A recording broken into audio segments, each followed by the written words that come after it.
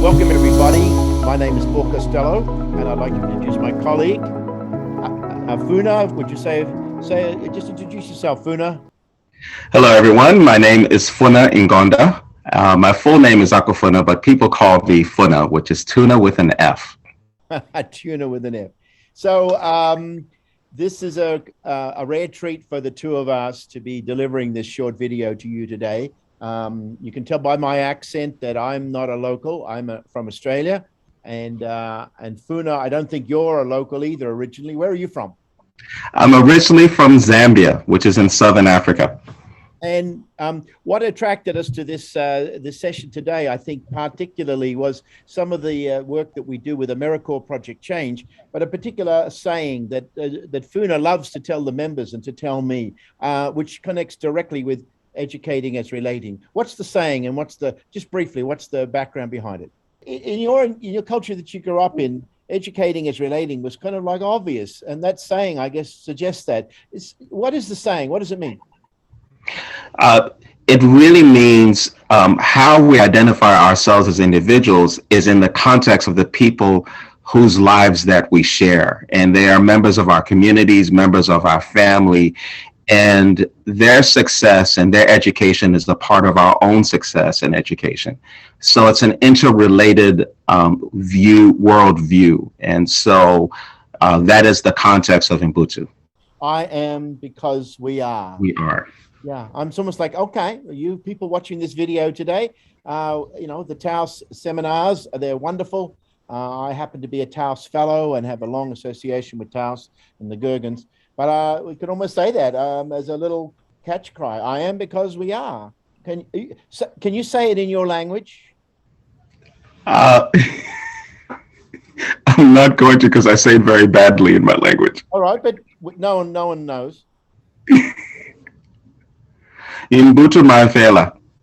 Wow. Okay. So let's just quickly do some introductions here of what we're about and what we're going to do today in the next 20 minutes or so. Funa and I belong to an organization, and we work in an organization called AmeriCorps. It's like the Peace Corps, only it's just that folks volunteer to serve locally in their local communities, not abroad, and for 1 year rather than 2 years.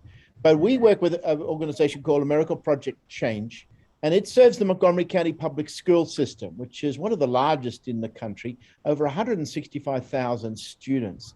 And we have a team of 16 volunteers who serve the kids who are sort of need it most, the kids who need a mentor, who need a champion, and so on. And then my background is in using stories, and this will all come together when we explain to you the instrument we want to introduce you to. So my work in stories since, goodness knows, 1995, I guess. And our whole thing about Storywise, shaping the stories that shape us, about stories have power. They shape our identity, our community, and our destiny. And when you understand all this, you can apply it in practical ways to deal more effectively with change and with conflict. And we've had a lot of experience over the years. The AmeriCorps is one of our programs. There's a Middle East program. There's an Irish program. There's a film production company, and so on and so forth. So there's a lot of experience here. But because we're working in the schools, then like I'm the director of the program, but Funa is kind of in the trenches. So I thought, like, part of our sharing today is I might come up with the high-blown theory, but Funa's job is to keep us grounded. Because he's serving every day in a local middle school. We won't name it, but it's here. We're in a school. So we thought maybe a way of giving you a little entree into our world and the world of everyday service in a middle school in Montgomery County is to just begin there's a story that you love to tell, Funa, about Zoom, about COVID, about showing up. And I think it demonstrates something about educating as relating is in a perfect little parable of what we want to go on to say today. So we all got frustrated because people didn't show up on Zoom. They didn't show their faces. You have a story about that. Why don't you just share it with us? Certainly. One of our greatest experiences is our team members had an opportunity to share their knowledge and their expertise. And so one of our members named Ben conducted a class on gratitude and living in the circle of grace. And as he was communicating this, it really spoke to me on an individual level because I was having a very difficult time with the students not showing their faces on Zoom. I thought I did not have a connection with them, and I did everything in my power to subdue my negative feeling, if you to say, but I had a bad attitude about it, and to be quite frank. You were bitching day and night about it. Frank too, and you and a whole lot of other members. Like you got so frustrated. You have a screen of 20 students and you only see 3 faces. Like, wow, that's pretty hard. Yes, I mean, it certainly was. And so one of the things that Ben was teaching us is to really appreciate that they've taken the time to be there in consideration of the year that not only they were experiencing, but their families and the school. And so it changed the way that I thought. And I decided to take an approach of welcoming the names that I saw on the screen, even though I didn't see their faces, changing my internal language to one of openness and to welcome the students in the class to be happy when they contribute in the chat and try to be as open and receptive as I could. Right. And so so in terms of the story, at least at this point, it had changed for you. You had no idea whether it made any difference to the students whatsoever because you couldn't see their faces. You didn't know who they were. So then fast forward, about 3 weeks ago, you started the new semester at the middle school and something happened which showed you about educating as relating. Yes. And so about 3 weeks ago, I was in the classroom setting at a middle school in our area. And as I was walking from table to table, trying to figure out how I can assist the students, one of them said to me, "Were you in the Zoom class last year?" And I said, "Yes, I was." And so she smiled and I smiled and she says, "I remember you." And I looked at her and I had no idea who I was talking to or speaking to.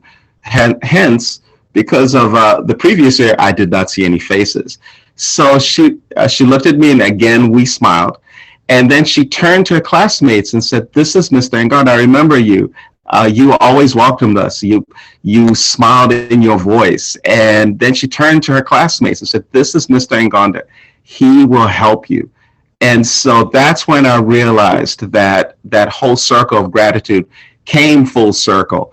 And with the change in my attitude, I opened myself up and I began to see as she saw as members of a shared community of learning. Wow. So we could take a lot of time unpacking that, but I think it's a great story. It's almost like you created almost an invisible relationship with somebody you couldn't even see, but they heard it in your voice and they heard a welcome, and that created a connection that she claimed when you were meeting in person. It's educating as relating, but so that's the kind of day-to-day service that the AmeriCorps members do. But one of the things that we want to talk about today is educating as relating. I mean, let me go back to the slide here and just share this. And please comment on this, because I think in the day-to-day running of a school, which has just got underway, for example, here, the teachers are sort of educating as relating. I think for a lot of them, it's relating to the curriculum. They've got certain things they've got to teach by a certain time, or it's relating to the test scores, or it's relating to other students. So, for example, like last week was big test score week, wasn't it, Funa? What difference did that make in the classroom and in the corridors last week here? Well, it was a very disruptive time period. They were not going to the classes that they normally go to. Their school day started a little bit earlier. There was a lot of tension and apprehension with the standardized testing. And there were a lot of rules that were associated with the testing period. And so the students were anxious. They were dreading this experience. And as a co-educator, it was hard to witness, knowing that there's another way. So what did you detect about how the students were feeling about themselves? Well, just based on the sudden change, they were just not really feeling good about themselves as individuals. They weren't very confident, and only because there were so many abrupt changes into their day-to-day schedule.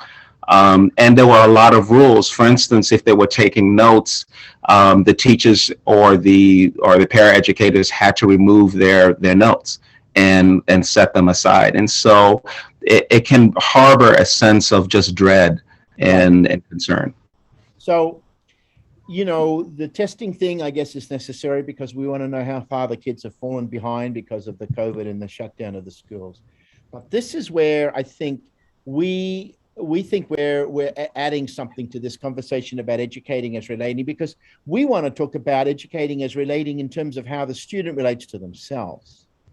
And we want to sort of propose a kind of a theory in a way, and it's a narrative theory based on stories, but we want to say, like, the students are forever being like tested and scored. It's everybody else's score about them.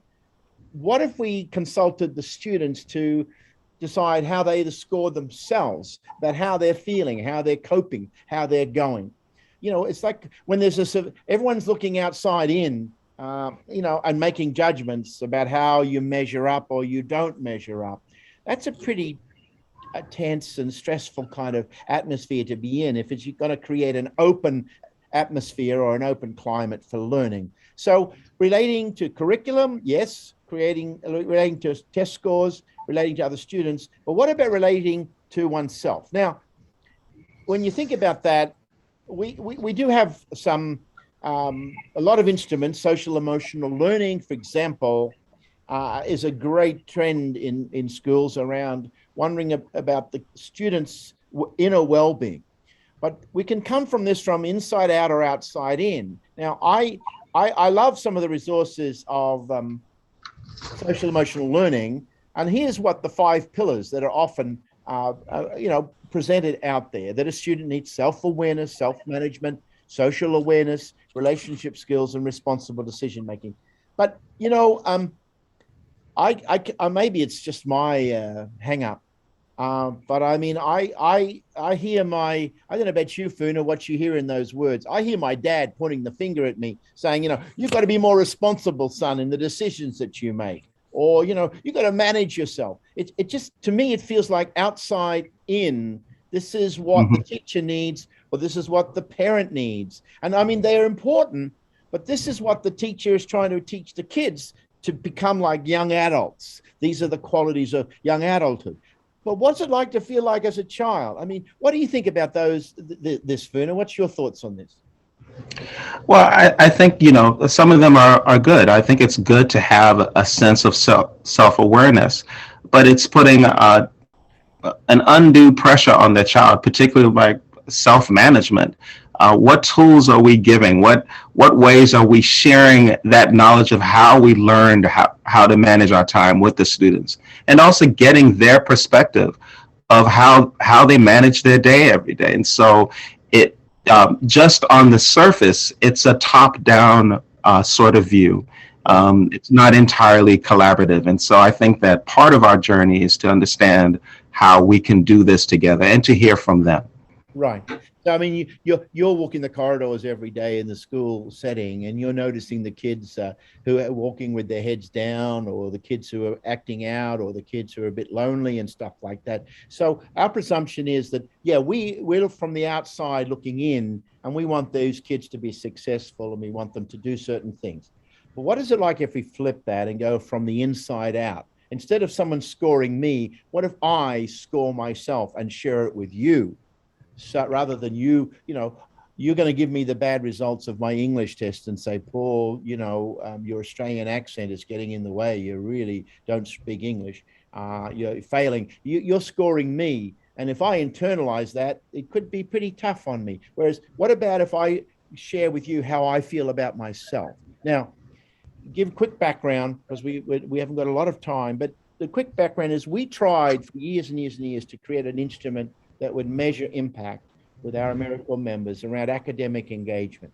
And it was a questionnaire of 37 questions, and it never worked. And we're giving of grade 4s and grade 5s this 37 question test.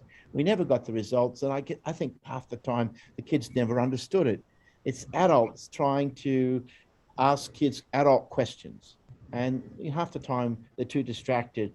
They can't pay attention for more than a minute. So what chance do we have? So FUNA's been part of this, and the teaching staff have been part of it, and some educational psychologists that we've read the research and collaborated with them. We came up with a thing called Myscore, and it's based around the 5 C's. And we're going to talk a little bit about those, but just here's what they look like in summary.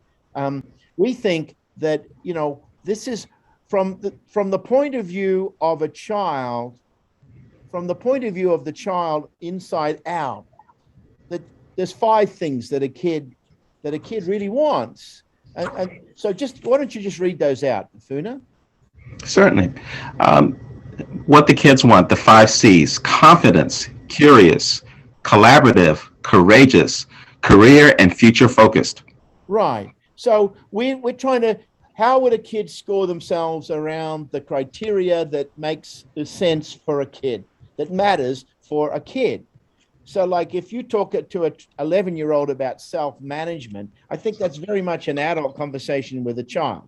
But if a kid is saying, how well do you feel about yourself? That is in the children's own terms. So a little background on this. I come from Australia, and in Australia, they have this great little thing called Suicide Awareness Day, where there's posters go up and there's public service announcements, inviting people to have a different conversation on that day. And it begins with this question: are you okay? How are you doing? Which is sort of say, how are you, Funa, how are you doing? All right, the bus was late today and the metro has been cut back, but Funa, are you okay? To me, it's like, I'm not asking a lot of peripheral issues. I'm saying, how are you in yourself? Actually, Funa, how are you today? How are you? Are you okay? Yes, I am. I'm feeling good. I mean, you should see, if you saw the background of Funa and I trying to get this video together, you'd think probably not okay. We're crazy. We're sort of a little bit technologically challenged. But anyway, we're doing it. So, so that's the background to say, what is an instrument we could create that we could give to students and invite them into this inner dialogue? Because our theory of change is, if a kid is relating to themselves in this kind of way of, I'm a loser, I'm never going to be a success, people are picking on me, the world's against me, I never achieve anything, so on. If that's the self-talk that's going on inside between these 2 ears, then I think it becomes very, very difficult for that child to be open to education, to learning, to his brothers and sisters in a classroom. So that's what we want to get at. And so this is what it looks like. We created a phone app about it during the COVID, and this is what the phone app looks like. But here are the questions. How confident are you? And it's a 1 to 5 Likert scale. Unsure, very confident, crazy, self-assured. How excited are you about learning, which is curiosity? How well do you get along with others, which we call collaboration? What do you do when things get hard? We call courage. And how hopeful are you about your future, which we call career and future focus? All right. So the 5 C's are premised on 5 fundamental beliefs that we have, that we think a child needs to think about themselves. So we just go through these and sort of, we can tell you why this instrument was built this way. The first C is confidence. And Funa's going to read out the subline, the plot line here around it's premised on what our belief is. So confidence, why we build confidence? Why do we say confidence, Funa? We believe every child wants to believe in themselves. All right. And we work with a great organization here called Saturday School, which provides an extra half day of schooling to the county students. And their motto is, I believe in me. And it's the same theme. A child needs to believe in themselves. So when we ask, How confident do you feel right now on a 1 to 5 scale? That'll give us some idea of the internal relationship going on for a student. The second C is curiosity. So what's that premised on? What's our belief there, Funa? We believe every child wants to experience learning as an adventure. Absolutely. And, I think sometimes kids get more adventure on their phone apps and their games. And that's the games are built as an adventure. Sometimes school isn't built as an adventure. Sometimes school gets to be built as a torture or an endurance test for the student. So we're going to ask the question, how excited are you about learning? Not just learning at school, but learning per se. So 1 to 5. And immediately we'll get some indication whether the kid is bored, understimulated, under-challenged. All right. Then the third C we call collaboration. And the question is, how well do you get along with others? And that's built upon another belief. What's the belief, Funa? We believe every child wants to experience learning together as a team sport. Right. And I mean, I just think only in connection does a kid realize that he's contributing something to somebody else. He's teaching somebody else. He's coming up with a good idea, or he's learning that, his ideas need to be modified by somebody else. So that whole learning team experience is really, really important, not just for school, but for life. That's the third C. What about the fourth C? We say courage. And with the COVID and our students who are struggling with family and sickness and poverty and so on, this is a really key issue. But we say, what do you do when things get hard? Because it's based upon the belief. What's the belief? We believe every child wants to experience challenges as a chance to grow stronger. Right. I mean, some people call it grit. Some people call it resilience. We call it courage. I mean, that life sometimes requires courage. But we want the student to sort of lean into these experiences and say, wow, this is going to test me. This is going to bring out the best in me. All right. And the last one is looking ahead, looking to the future. It's premised on, how hopeful are you about the future? And it's based upon the belief that what, Funa? We believe every kid wants to imagine even a brighter future. So today may be great, but tomorrow's going to be even better. And the territory of a student, a young student, the future belongs to them, even if it doesn't belong to us, it belongs to them. And so, we want to feed their imagination. But again, a lot of our students are sort of stuck in today, or they're still dealing with things that happened in the past. So now let's look at what it looks like. We often do this as a card. Again, it's like a little flip card that we give our students. Every so often, how confident, how excited, how well do you get along? What do you do when things get hard? How hopeful are you about the future? So just to stop it there before we finish up, if we're doing this live, this would be the time that Funa and I would like to ask us some questions. But I guess maybe we can just quickly wrap up in the next 5 minutes how does this work? So, I'll give you one example. Maybe Funa can think of others.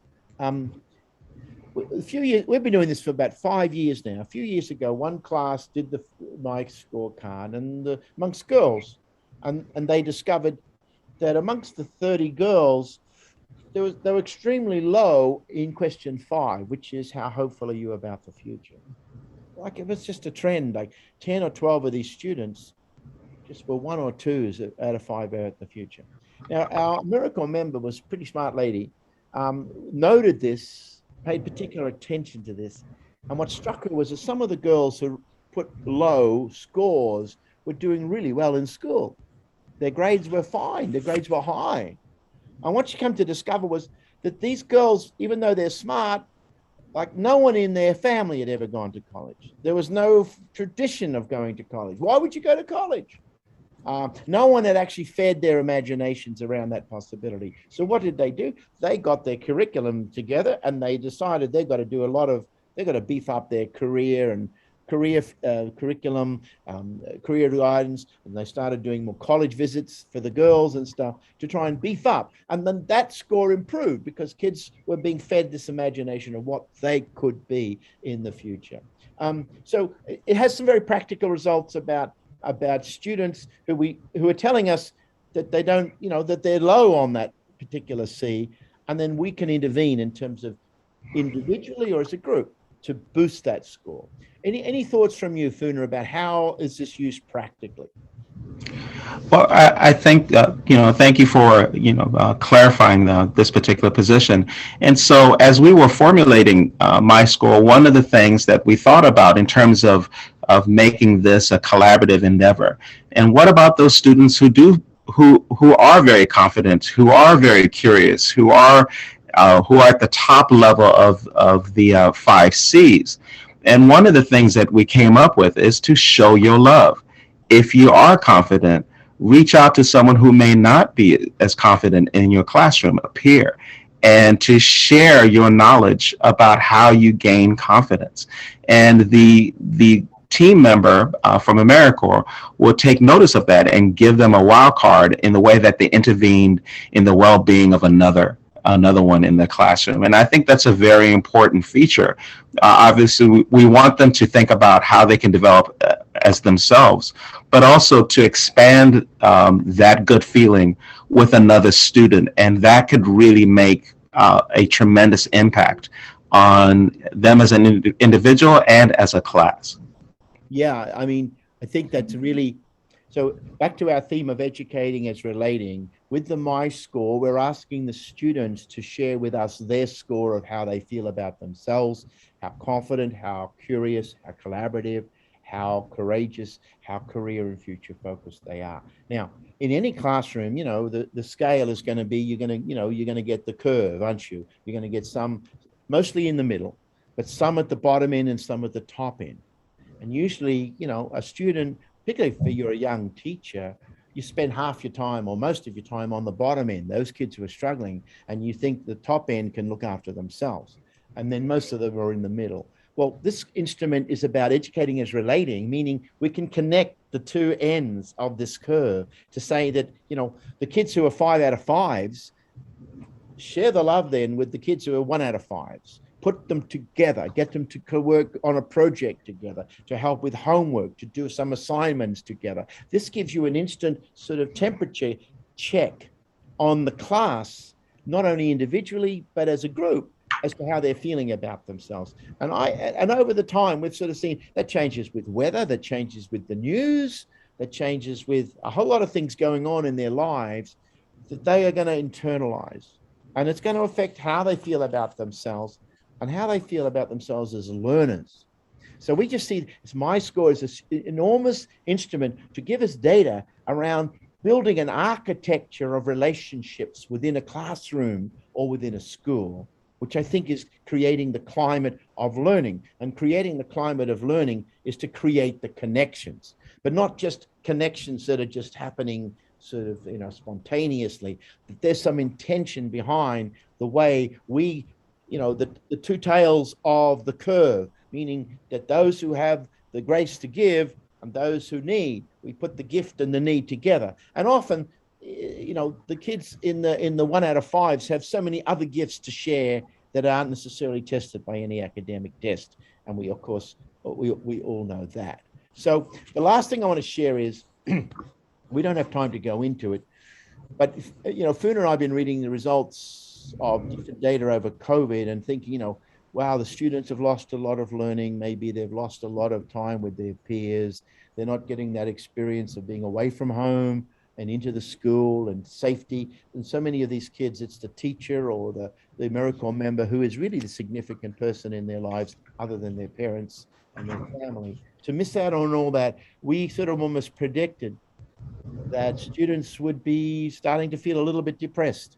Well, then we've done recent testings with Saturday School, for example, and come up with, and I can't really go into this in any detail, but like a graph like this, which would show, we were surprised by the results, weren't we, Funa, in terms of— Yes, we were. So like we expected that students wouldn't be that hopeful about the future because there's climate change and there's politics and there's a whole lot of things going on. God, it was astounding. What, can you summarize what we found basically, Funa? We found that the students who apply, who did Myscore, were rather excited about their future and quite hopeful for their future plans and what they want to do with themselves. And in the context of COVID and all the news that we see, this was quite surprising. We did not expect that score to be quite high, and Paul actually has the percentage point. But the young people, in spite of what we as the adults have been presenting them, are quite hopeful for the future. And Myscore is the one that let us know this is how they feel. Right. Yeah. So I just think as we wrap it up, it struck us, Montgomery County school system is very advanced and has it spends a lot of money on great things.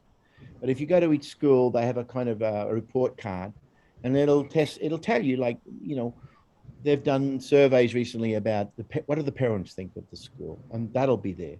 And what do the teachers think of the school, and that'll be there. But one of the things that's not there in as much evidence is what do the kids think of the school, and what do the kids think of themselves. So we just think that this is, particularly coming back from COVID, coming back to the school year, it's so important to have that "are you okay" conversation. And the Myscore becomes a way of doing that. And we wanted to sort of present this to you today, not just as a demonstration, but it was also as an invitation. Because if any of you who are listening to this video were interested in exploring with us and sharing and developing and expanding the use of the Myscore instrument, it's copyrighted, but it's there to be used with permission. And so if any of you in your own work would like to test this out or do it, please get in touch. It's a card, it's a SurveyMonkey link, and it is now also becoming a phone app by which we can invite the students into that conversation with us about how are you doing? How are you okay? How are you feeling about yourself? So, and we finish up with, there's a few resources here. There's our names, there's our websites, Montgomery, there's the email address, AmericorMontgomery@gmail.com, and Project Change is our website. Myscore is the particular website devoted to this instrument, and there's my previous work with AmeriCorps. So I think we should wrap it up there, but essentially coming back to where we started, what's the saying you started with, Funa? I am because we are.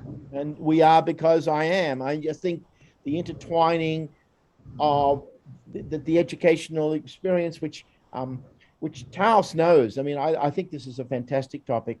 I think Taos is an amazing organization, has some wonderfully smart and generous people as part of it. And I just feel very honored to be given this opportunity for Funa and I to share some of this work, and invite you to get involved or to get in touch with us if you're interested in following any further. But the 5 C's, we believe that every child has a right to believe in themselves and therefore to be growing up confident. We believe every child should get excited about learning, which means they should be curious. Curiosity is so important. We believe that every child should experience school and learning as a game, as fun, as a together thing, like a team sport. And therefore we believe every child has that collaboration is such a critical, it's like more than just relating. Then we believe that every child, when they come up with challenges, can grow stronger through the challenges. And therefore, what do you do when things get hard? That's a really important question. How are you coping? How are you doing? And lastly, we believe every child should be able to imagine, has the right to be able to imagine that tomorrow is going to be brighter than today. And therefore, we're going to ask them, how hopeful are you about the future? Those are the 5 C's.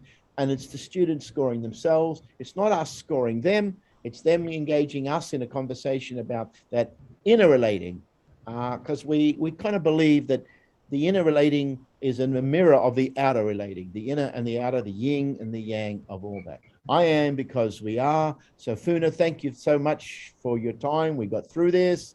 The walls didn't cave in. We didn't have any leaks. hopefully this is going to be recorded. And I bid you farewell from Silver Spring, Maryland, and AmeriCorps Project Change, and greetings to the Gergens.